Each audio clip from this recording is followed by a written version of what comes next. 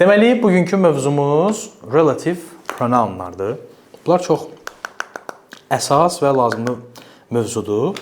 Mən bunu sizə biraz sürətli şəkildə izah eləyəcəm. Biraz daha üzdən izah eləyəcəm.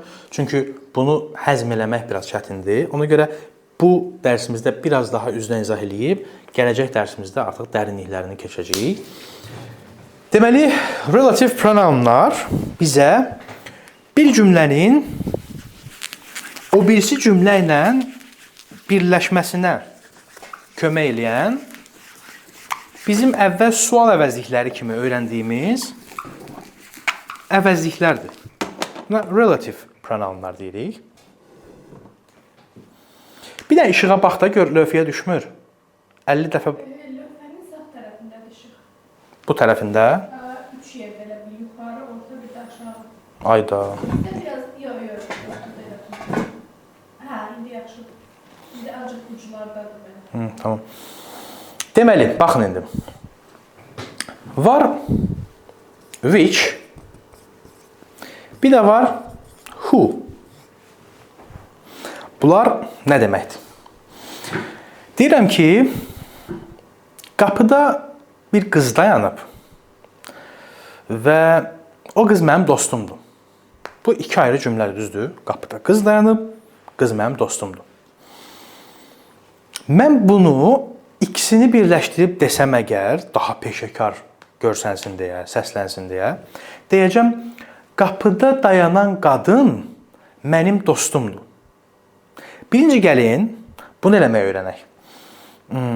Deyək ki, məsələn, qapıda dayanan qadın, stolun üstündəki telefon, nə bilim, otaqdakı işıqlandırılma və s. kimi gəlin birləşmələri öyrənək, sonra onu cümləyə çevirək ki, daha rahat olsun. Məsələn, deyirəm ki, stolun üstündəki telefon, baxın, stolun üstündə telefon var demirəm, bu başqa mövzudur. Stolun üstündəki telefon, hansı telefon? Stolun üstündəki. Burada söhbət nədən gedir? Telefondan. Deyirəm, phone, hansı ki stolun üstündədir deməliyəm indi. Cansızları which-lə, yəni insan olmayanları belə deyək. İnsanları isə who ilə izah eləyəcəyik. Phone, which is on the table. Deməli, phone, which is on the table. Telefon, hansı ki stolun üstündədir. Əgər insandan söhbət getsə, woman who is a doctor. Yəni, həkim olan qadın. Hansı qadın? Həkim olan qadın.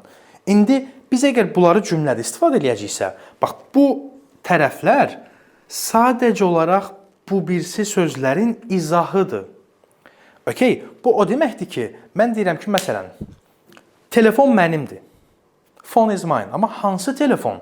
Phone, bax, is mine dedim də, düzdür, belə dedim. Phone is mine. İndi deyirəm ki, phone which is on the table is mine. Bax, sizə qəribə gəlməsin ki, burada da izlədik, burada da izlədik. Bu sadəcə, elə bil ki, orada bir türklər demiş, parantez açıb, izah eləyib, bağlayıb cümləmizə davam edirik. Deyirik ki, phone is mine, bu bir cümləmizdir. Amma izah eləyəndə deyirik, phone, açdıq, which is on the table, bağladıq, is mine.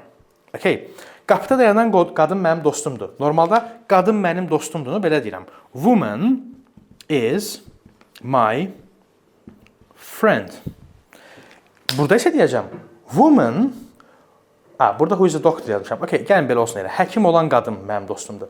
Woman who is a doctor is my friend. Deməli, yoldaşlar, bunu belə sadə formada başa düşəcəyik, çünki sonraki mövzularımızda yenə bu mövzuya qayıdacağıq. Dedik ki, which-i cansızları izah eləmək üçün istifadə edirik, who-nu isə insanları izah eləmək üçün istifadə edirik. Cümləmizin hər hansı bir yerində dayanıb, who və yaxud da which artırıb, izah eləyib, sonra təkrar davam eləyə bilərsiniz. Aşağıdakı misallardan daha da aydın olacaq. Özünüzə yaxşı baxın, görüşərik.